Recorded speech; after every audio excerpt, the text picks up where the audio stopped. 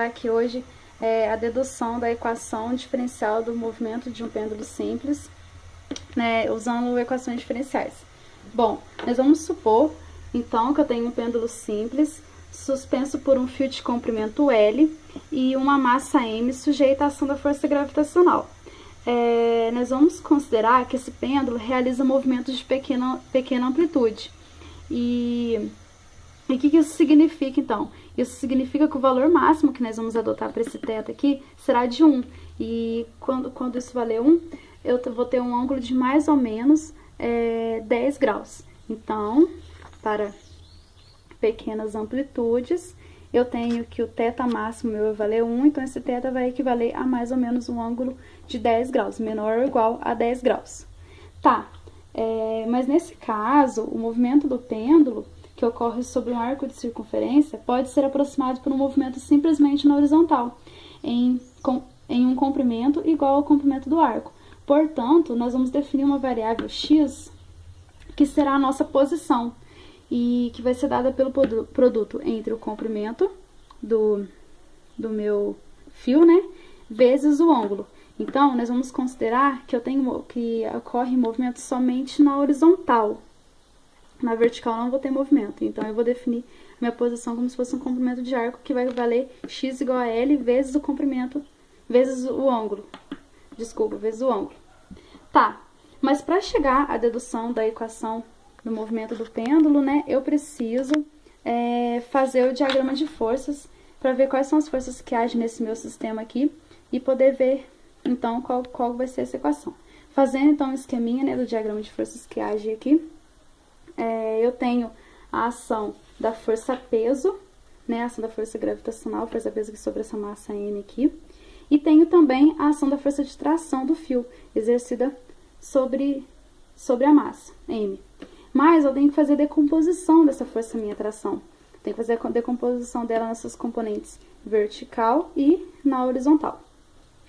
Da trigonometria básica, nós sabemos que na vertical eu tenho que essa componente vai valer t cosseno de θ.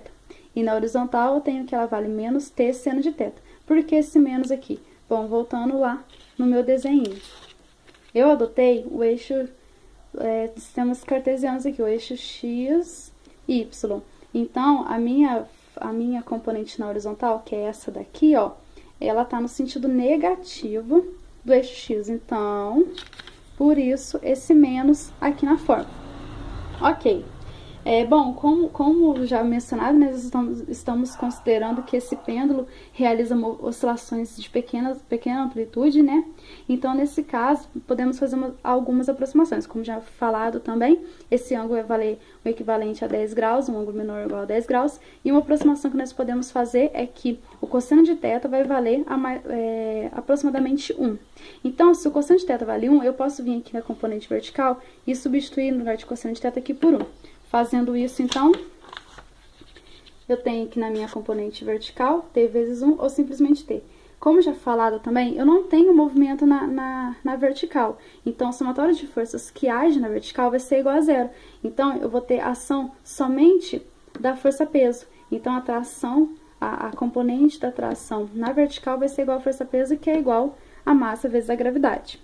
Mas e na horizontal? Bom, como já falado, né, já mencionado, na horizontal eu tenho movimento, então eu vou ter que usar um outro método, um outro esquema para poder achar quais são as forças que agem ali. Na horizontal, eu tenho que aplicar a segunda lei de Newton, que diz que o somatório de forças que agem sobre um corpo, sobre um sistema, né, a força resultante, é igual ao produto entre a massa e a aceleração desse corpo. Então, eu preciso encontrar qual é essa força na horizontal que age na horizontal, né? Eu preciso encontrar ela.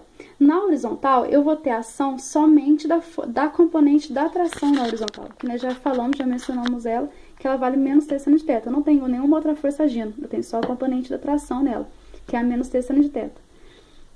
Mas, eu sei que a tração lá da componente vertical vale mg, e que na componente horizontal eu tenho que ela vale menos t seno de θ. Eu posso vir aqui no lugar desse t aqui, ó, agora falando da componente horizontal, que eu tenho que igualar, né, a segunda lei de Newton, eu posso vir aqui no lugar desse t e substituir por mg.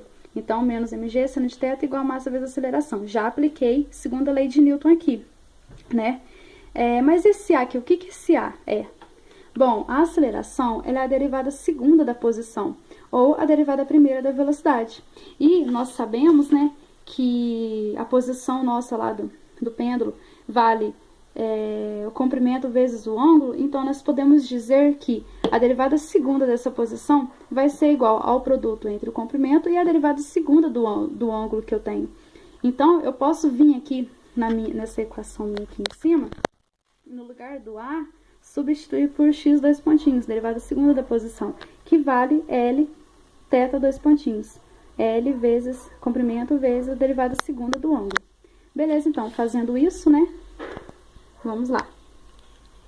Menos mg seno de θ igual a m vezes L θ dois pontinhos. Como vocês podem observar, eu tenho massa dos dois lados, então eu posso cortar essa massa. Então, o que eu posso concluir aqui? Que a equação do movimento do pêndulo não depende da massa desse pêndulo. Continuando, né, vou reescrever ela aqui, que sobrou menos g seno de θ igual a L θ dois pontinhos. Bom, vou passar tudo para um lado só da equação para ficar mais bonitinho. Então, L θ dois pontinhos. Aqui tava menos, eu vou passar para cá mais, né? Mais g seno de θ, isso igual a zero. Bom, para ficar mais bonitinho ainda, eu vou tirar esse L daqui, eu vou dividir toda a minha equação por L, pelo comprimento. Então, dividir toda por L. Quando eu dividir toda ela por L, esse L vai sumir e vou aparecer com L aqui debaixo da gravidade aqui. Então, eu vou ficar com θ dois pontinhos, mais G sobre L, vezes seno de θ, igual a zero. Eu sei que para pequenas amplitudes, para pequenas oscilações, o seno de θ vale aproximadamente ao valor de θ. Então, eu posso vir aqui no lugar do seno de θ e substituir simplesmente por θ. Fazendo isso, então, eu vou ter aqui θ dois pontinhos, mais G sobre L, vezes θ, é igual a zero.